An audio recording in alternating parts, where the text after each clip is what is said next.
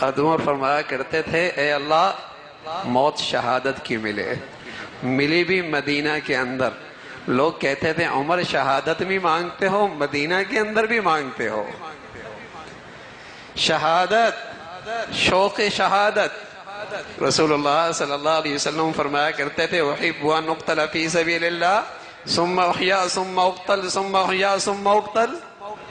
میری چاہت ہے راہ خدا میں شہید ہوں، یہ اعزاز اتنا بڑھیا ہے، پھر ملے اللہ مجھے پھر زندہ کرے، پھر شہادت ملے، پھر مجھے اللہ زندہ کرے، پھر اللہ مجھے شہادت دے۔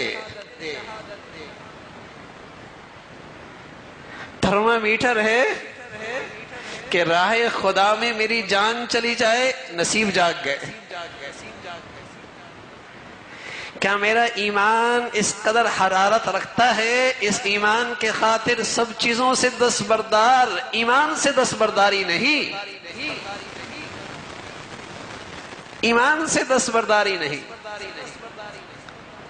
ویسے تو یہ محرم کا مہینہ ہے اور اس کی عظمت، اس کی عظمت، اس کا احترام، اس کی حرمت، اس کی عمر کی شہادت سے پہلے کی ہے، کربلا کے واقعے سے بھی پہلے سے اس کی عظمت موجود ہے۔ لیکن اتفاق یہ ہوا کہ یہ دونوں چیزیں بھی اسی مہینے میں، اسی عشرے میں، ورنہ اس مہینے کی عظمت اس سے پہلے کی۔ اس لیے کہ عمر کی شہادت حضور علیہ السلام کے وصال کے بعد، کربلا کا واقعہ حضور علیہ السلام کے 50 سال بعد، ہجرت کے 60ویں سال میں یہ کربلا کا واقعہ پیش آیا۔ لیکن حضور علیہ السلام نے اس کی عظمت پہلے سے بتائی۔ جب مدینہ منورہ تشریف لائے تو آپ علیہ السلام نے دیکھا کہ یہودی 10 محرم کا روزہ رکھتے ہیں، اور ان کا کہنا یہ تھا کہ اس دن موسیٰ علیہ السلام کو فرعون کے مقابلے میں کامیابی نصیب ہوئی اور اللہ نے فرعون کو اور اس کے لشکر کو غرق کیا۔ ہم اللہ کے شکرانے پہ یہ روزہ رکھتے ہیں۔ پیارے رسول صلی اللہ علیہ وسلم نے فرمایا کہ ہمیں حضرت موسیٰ سے تعلق تم سے بھی زیادہ ہے، ہم بھی روزہ رکھیں گے۔ لیکن مسلمانوں سے کہا کہ یہودیوں سے مشابہت عبادت میں بھی نہیں ہونی چاہیے۔ چہ جائے کہ لباس میں، پوشاک میں، تہذیب میں، معیشت میں، طرز زندگی میں، رہن سہن میں، معاملات میں، اپنی امت کو کہا غیور قوم ہے یہ، غیور قوم، یہ غیور قوم ہے، اس کا اپنا امتیاز، اس کا اپنا تشخص ہے۔ یہ لاکھوں کروڑوں میں کھڑی ہو تو پتہ لگے محمدی ہے، آقا مدنی کا کلمہ گو، کلمے پہ یقین رکھنے والا یہ محمدی ہے۔ رسول اللہ صلی اللہ علیہ وسلم نے اپنی امت سے کہا ٹھیک ہے ہم 10 کو بھی روزہ رکھیں گے، 9 کو بھی رکھیں گے۔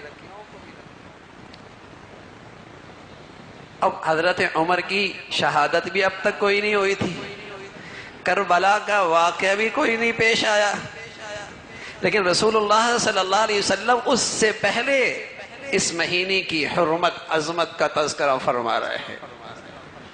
دوسری بات جو رسول اللہ صلی اللہ علیہ وسلم نے فرمائی کہ جو اس دن اپنے اہل و عیال پر کھانے پینے میں وسعت کرے گا اللہ اس کے رزق میں برکت عطا فرمائیں گے۔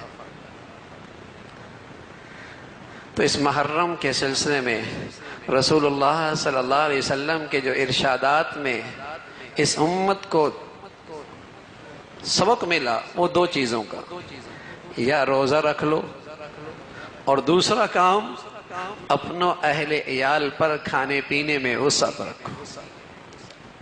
اس کے علاوہ اس محرم کے متعلق اللہ کے نبی نے رسول اللہ صلی اللہ علیہ وسلم کی شریعت میں، آپ علیہ السلام کی ہدایات میں اس کے علاوہ کچھ نہیں۔ ہاں اتفاق ہوا کہ 10 محرم کو یکم محرم کو حضرت عمر کی شہادت ہے، 10 محرم کو اہل بیت کے اکثر و بیشتر لوگ شہید ہوئے کربلا میں، 72 افراد اس خاندان کے شہید ہوئے، 72 افراد،